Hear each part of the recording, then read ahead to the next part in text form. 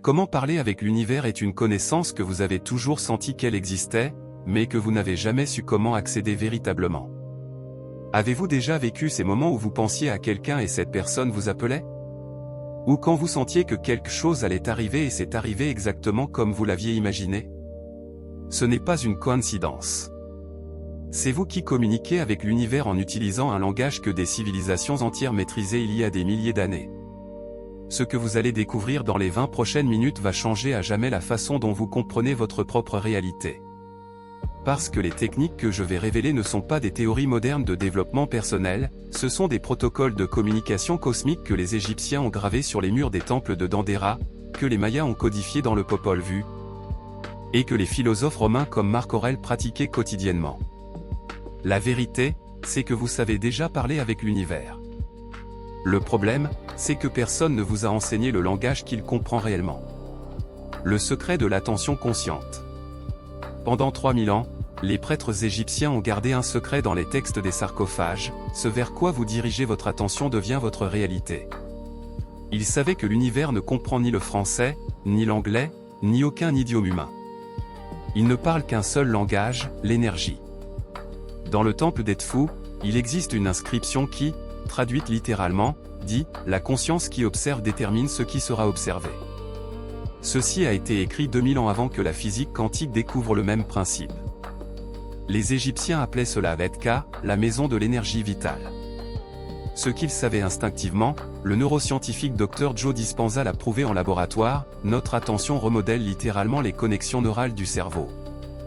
Quand vous vous concentrez répétitivement sur quelque chose, vous envoyez un signal énergétique au champ quantique qui nous entoure.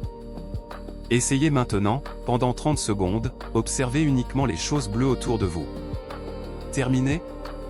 Maintenant observez uniquement les rouges. Avez-vous remarqué comment votre réalité a instantanément changé?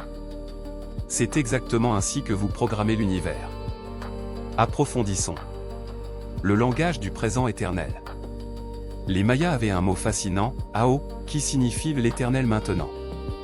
Dans le codex de Dresde, ils ont décrit quelque chose de révolutionnaire, le temps n'est pas linéaire. Il n'existe qu'un moment éternel où tout arrive simultanément. Marc Aurèle, dans ses pensées, a écrit « Confine-toi au présent ». Il savait que quand vous dites « je vais réussir », l'univers entend « je ne réussis pas maintenant ». La différence semble subtile, mais elle est fondamentale. La mécanique quantique a découvert que toutes les possibilités existent simultanément dans ce que nous appelons le champ des potentialités.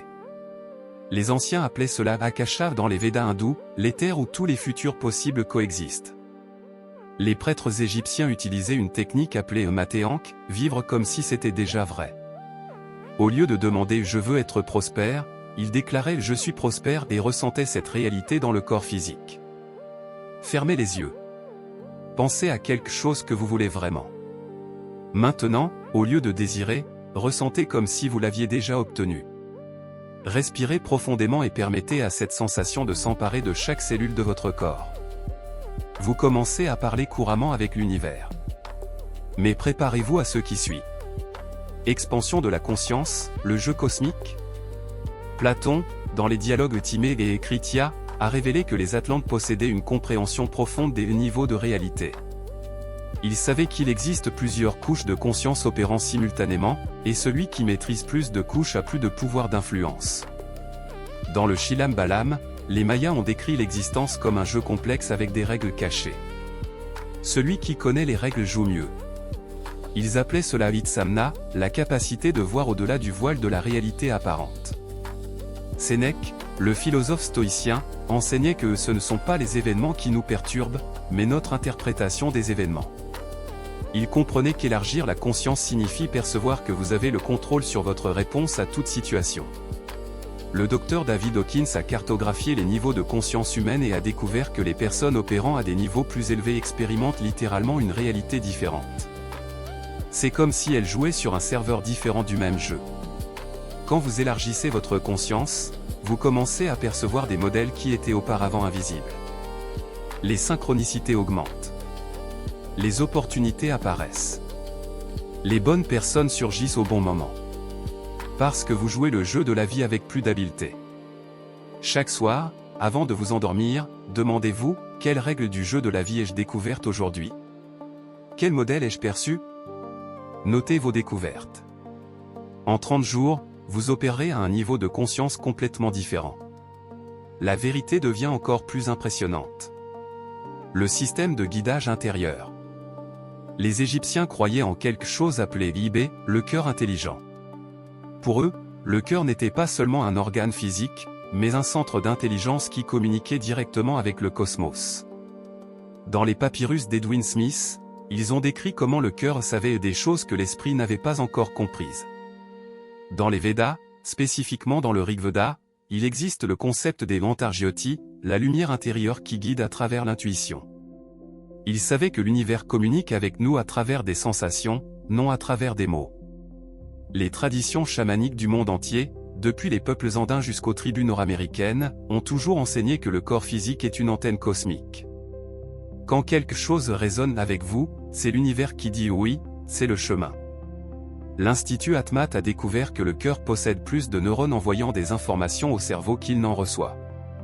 Littéralement, le cœur pense et communique avec des fréquences qui vont bien au-delà de la perception consciente.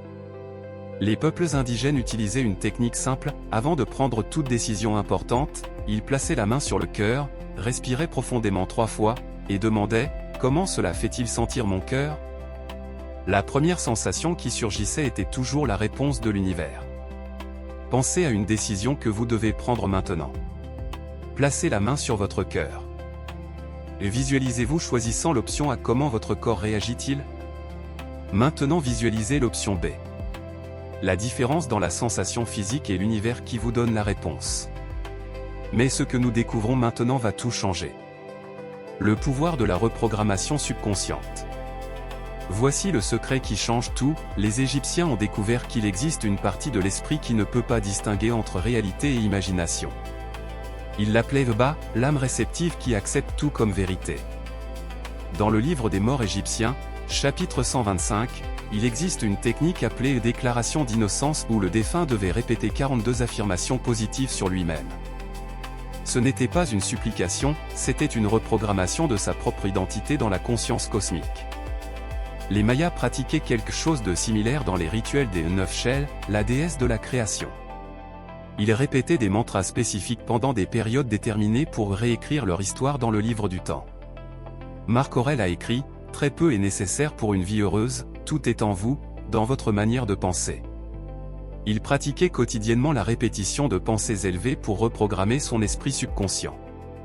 La neuroplasticité a prouvé que le cerveau se reconnecte basé sur les modèles de pensée les plus répétés. Le docteur Bruce Lipton a découvert que 95% de nos actions viennent du subconscient, exactement ce que les anciens savaient. Choisissez une qualité que vous voulez développer. Chaque jour, pendant 21 jours, répétez 3 fois « Je suis qualité ». Mais ne vous contentez pas de parler, ressentez cette qualité dans chaque cellule du corps. Les anciens le savaient, sans émotion, il n'y a pas de transformation. La vérité la plus puissante de toutes, vous ne parlez pas avec l'univers. Vous êtes l'univers parlant avec lui-même. Toute communication cosmique est, en réalité, vous accédant à des couches plus profondes de votre propre conscience infinie. Récapitulons les 5 clés ancestrales pour parler avec l'univers. 1. Attention consciente, votre attention est votre vote dans la réalité. 2. Présent éternel, ressentez comme si vous aviez déjà atteint. 3. Expansion de la conscience, apprenez les règles cachées du jeu. 4. Système de guidage, faites confiance aux sensations de votre cœur. 5. Reprogrammation subconsciente, la répétition avec émotion transforme tout. Cette connaissance va beaucoup plus profondément que ce que nous pouvons explorer ici. Notre playlist Sagesse ancestrale prouvée par la science révèle des techniques spécifiques de chaque civilisation, depuis les rituels secrets des temples égyptiens jusqu'aux pratiques de manifestation des empereurs romains. Dans la prochaine vidéo, vous découvrirez comment les Mayas ont développé une technologie de visualisation si avancée qu'ils arrivaient à voir les événements futurs avec une précision mathématique. Et comment vous pouvez utiliser ces mêmes techniques pour attirer tout résultat spécifique que vous désirez. Si ces révélations ont eu du sens pour vous, commentez « J'ai compris », je veux savoir combien de personnes sont prêtes à éveiller cette connaissance ancestrale. Et si vous avez déjà expérimenté une forme de communication avec l'univers, partagez votre expérience dans les commentaires. Vous n'êtes pas seul dans ce voyage.